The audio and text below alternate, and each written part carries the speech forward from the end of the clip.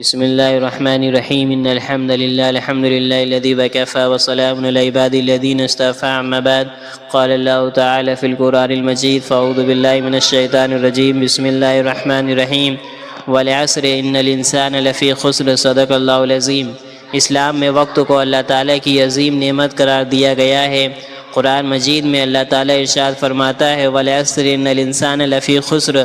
اس آیت سے معلوم ہوتا ہے کہ وقت کا صحیح استعمال نہ کرنے والا خسارے میں ہے۔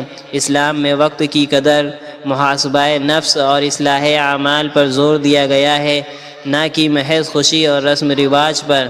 نئے سال کی تقریبات عموماً غیر مسلم اقوام کے تہواروں سے وابستہ ہے۔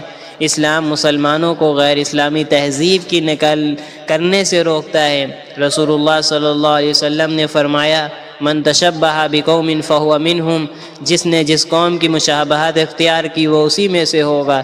یہ حدیث واضح کرتی ہے کہ غیر مسلم اقوام کی مذہبی یا تہذیبی تہواروں کی مشابہت اختیار کرنا پسندیدہ نہیں۔ اکثر نئے سال کی تقریبات میں فضول خرچی، ناچ گانا، بے پردگی، فحاشی اور دیگر ناجائز امور شامل ہوتے ہیں جن سے اسلام سختی سے منع کرتا ہے۔ قرآن مجید میں فرمایا گیا وَلَا تُسْرِفُوا إِنَّهُ لَا يُحِبُّ الْمُسْرِفِينَ۔